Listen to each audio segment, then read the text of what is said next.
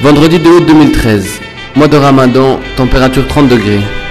Direction Christelle et sa mère. Christelle où justement la presse officielle avait annoncé avec grande pompe et juste avant l'été la finalisation de la modernisation en station balnéaire. Station balnéaire avec route moderne, port de pêche de plaisance pouvant seconder le port d'Oran, parc d'aquaculture, terrain de bus sport, sans parler d'un complexe touristique digne des Andalouses.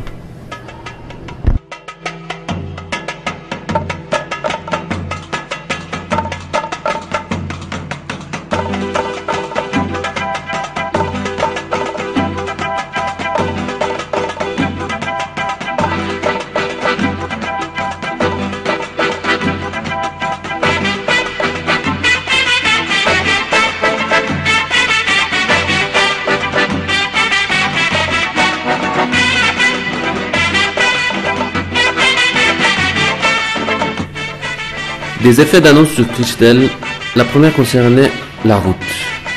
De l'agrandissement du chemin de Wilaya 75 prévu pour juillet 2013, on ne découvre que les pistes défoncées qui empoisonnent le quotidien des gens.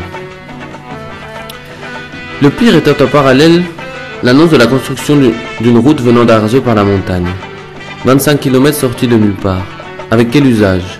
Pourquoi autant d'argent pour une route superflue alors que les routes existantes sont à la limite du praticable?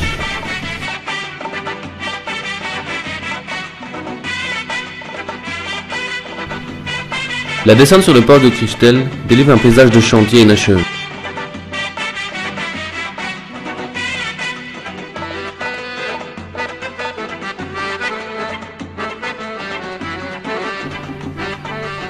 Chantier abandonné par la compagnie turque en charge du projet. Matériel délaissé, rouille et terrain vague, et voilà le port nouveau de Christelle. Sans société de maintenance, il est livré au temps et à la nature.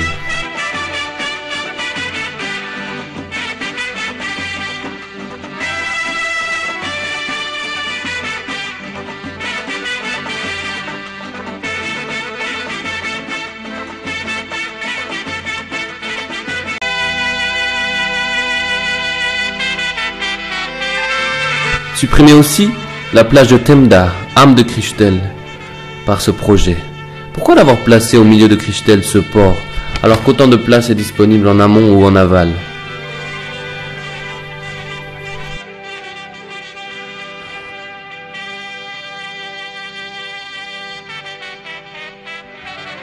C'est bien un projet disproportionné auquel on a affaire.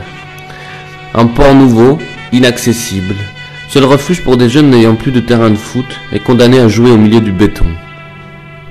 Ce que relève aussi ce projet, c'est le point de vue de la population locale qui n'a été aucunement sollicitée. Ce que révèle ce projet, c'est le sort de tous les grands projets de construction et de rénovation en Algérie. Un budget dilapidé dans des constructions fantômes, inachevées, incapables de coller à la réalité des gens. Sans nostalgie aucune, c'est ce gâchis de modernité et de patrimoine qui se dévoile sous nos yeux.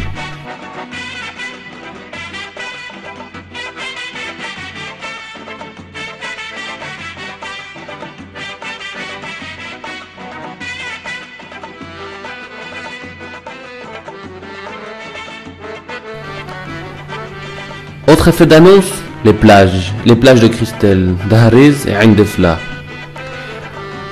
En plus de la plage du centre-ville supprimée, c'est ces deux plages trop éloignées du village qui posent problème.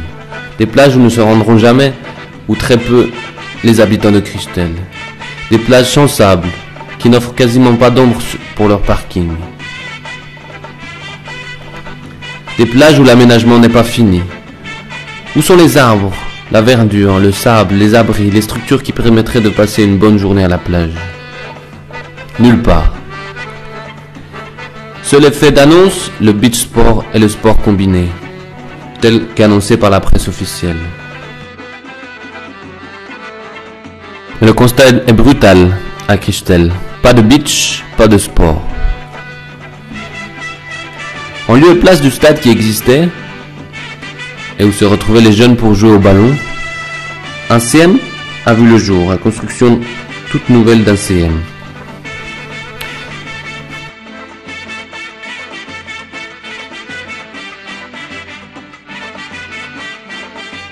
Si le CM tout neuf, sorti de terre, a profité du terrain plat, autrefois unique lieu de loisirs pour les jeunes, c'est qu'encore une fois, entre magouilles politiciennes et protestations populaires, la population algérienne est flouée, étouffée. Les promesses d'un élu de donner un terrain pour le nouveau stade n'ont duré que le temps d'un terrassement aux frais de l'argent public. Travaux bloqués donc, encore une fois. Encore une fois, un élu gagne et les jeunes perdent, se repliant sur le béton. Pas de beach, pas de sport à Christelle. Un peu plus en contrebas, c'est le projet d'aquaculture qui révèle le gâchis autour de Christelle.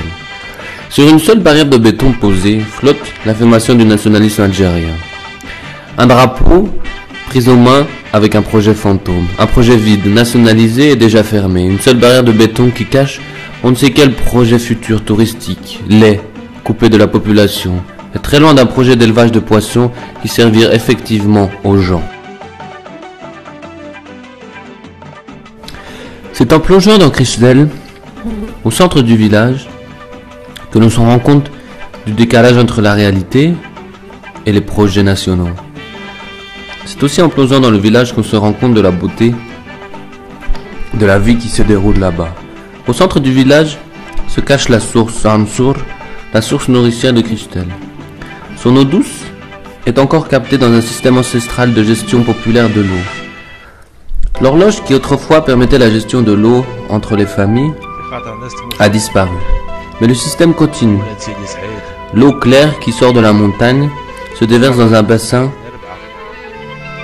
partagé entre les bains de gosses, soulageant les grosses chaleurs, abreuvant les populations, lavant les légumes et les fruits. Cette source est le quotidien des habitants de Christelle. Elle vient renforcer tout un système de distribution de l'eau par Fogara qui alimente le village et les jardins. Encore une réalité qui devait se voir ajouter un projet d'assainissement. Projet d'assainissement qui n'en a que le nom puisque rien n'a commencé et tout reste en état. Rentrer dans Christelle, c'est enfin rentrer ceux et celles qui l'habitent et la vivent. Christelle, à l'image de toute l'Algérie, se dessine par la situation de ces jeunes. Ici, une jeunesse entre mer et montagne, ville et village.